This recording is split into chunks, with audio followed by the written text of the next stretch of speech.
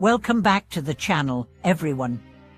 I'm truly grateful you're joining us for another journey inward. Today, we explore one of the deepest truths at the heart of spiritual life, impermanence. How do we live peacefully in a world where everything changes, where people we love leave, where our bodies age, where plans dissolve, and nothing stays the same?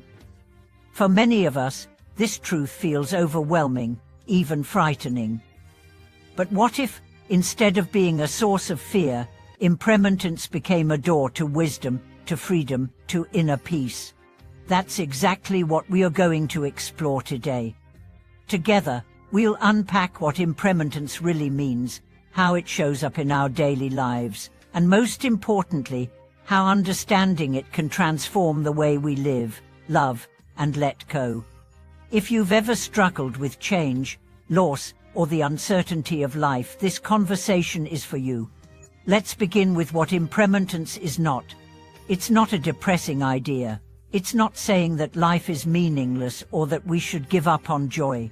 Quite the opposite. The teaching of impermanence invites us to live more fully, to appreciate the beauty of each moment, because we know it won't last.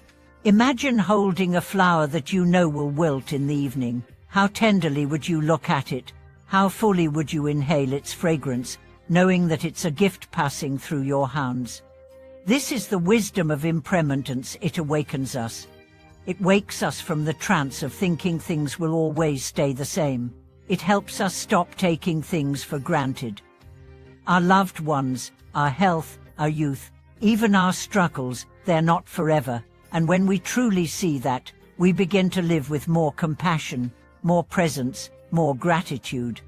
In Buddhist teaching, impermanence is one of the 3 marks of existence. It's not just a philosophical idea, it's reality. Every single thing we experience, from the most joyful to the most painful, is in constant flux. Our thoughts, emotions, possessions, relationships, all of it is changing, moment to moment. But here's the paradox: even though everything changes, we spend most of our lives trying to hold on. We cling to what's pleasant and resist what's unpleasant. We want our good moods to last forever. We want people to never leave. We want success, comfort, and youth to stay. And when they inevitably change, we suffer. That suffering doesn't come from the impermanence itself, it comes from our refusal to accept it. So how do we begin to shift? How do we live in this ever-changing world with grace, rather than fear? The first step is awareness. Begin noticing impermanence in small, everyday ways. Watch how your emotions shift throughout the day. Notice how a moment of joy gives way to boredom, how a moment of irritation disappears without warning. Notice how clouds move, how sounds fade, how the breath comes and goes. This awareness trains the mind to see reality as it is, not as we wish it to be.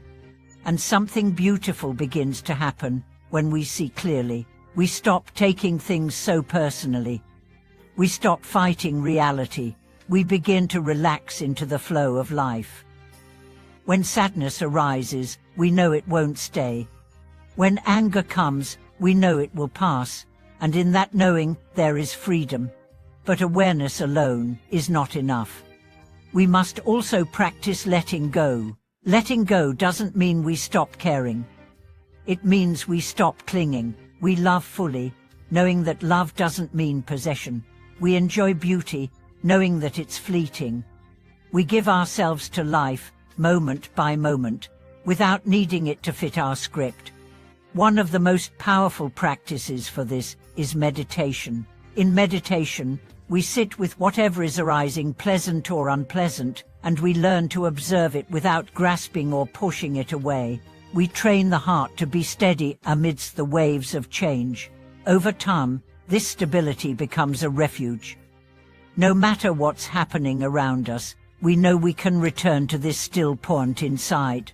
And then comes the greatest freedom, understanding that our true nature, the awareness itself, is not impermanent. The things we perceive change, but the one who perceives, the open space of consciousness, remains.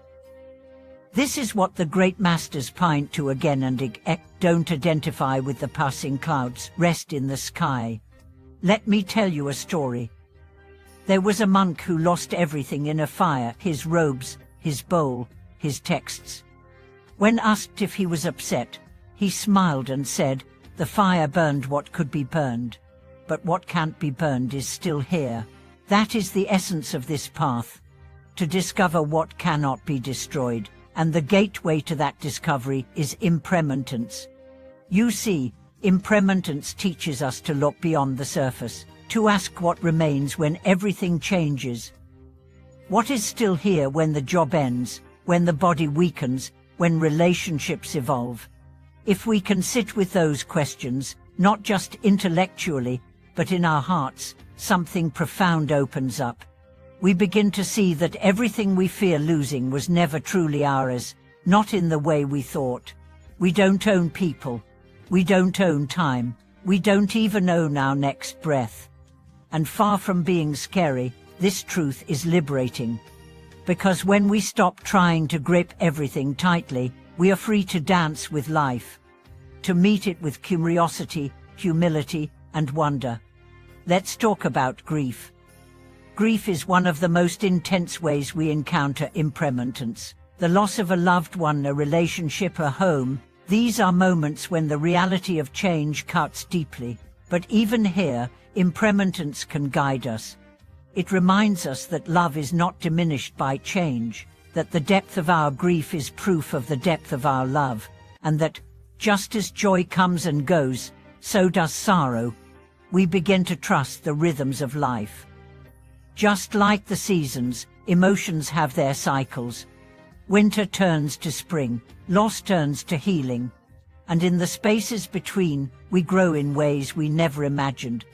There's also a gentler kind of impermanence, the small goodbyes that happen every day, the child who grows up, the friend who moves away, the dream that evolves into something else. These are not tragedies, they're invitations. Invitations to cherish more deeply, to hold things lightly, to say "I love you" while we can. Spiritual maturity is not about escaping impermanence, it's about embracing it, making peace with it, finding beauty in it, and using it as fuel for compassion. Because when we know everything changes, we stop judging others so harshly. We know they're struggling too. We know their moods shift, their hearts break, their lives change. Just like ours, impermanence teaches us tenderness. It teaches us presence. It teaches us to live not in the past or future, but here, now, where life is actually happening. And yes, it teaches us that we won't be here forever, that the time to love is now. The time to forgive is now. The time to awaken is now. This moment, fleeting as it is, contains everything we need. Thank you so much for watching this video. If you've experienced the power of impermanence in your own life, I'd love for you to share in the comments. Your reflections could be a source of healing for someone else. Please like, subscribe, and share this video with others who may be searching for peace in a world of change. Until next time, may you walk with grace through all the seasons of your life. I'll see you in the next video.